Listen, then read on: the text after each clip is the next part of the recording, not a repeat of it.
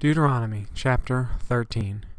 If a prophet or one who foretells by dreams appears among you and announces to you a sign or wonder, and if the sign or wonder spoken of takes place, and the prophet says, "Let us follow other gods you have not known, and let us worship them," you must not listen to the words of the prophet or dreamer.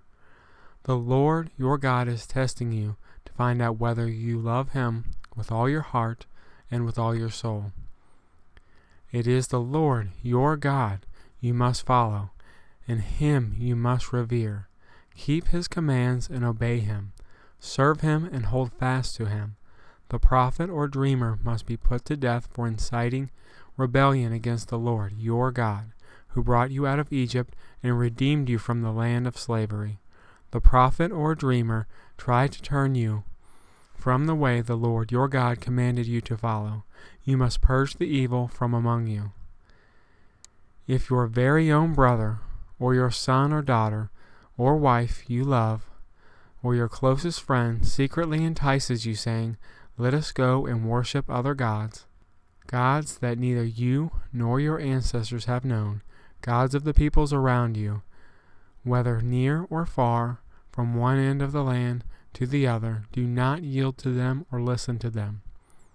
Show them no pity, do not spare them or shield them. You must certainly put them to death.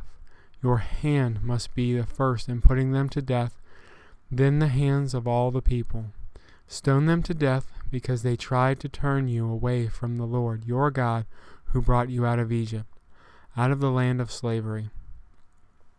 Then all Israel will hear and be afraid, and no one among you will do such an evil thing again. If you hear it said about one of the towns the Lord your God is giving you to live in, that troublemakers have arisen among you, and have led the people of their town astray, saying, "Let us go and worship other gods you have not known," then you must inquire, probe, and investigate it thoroughly.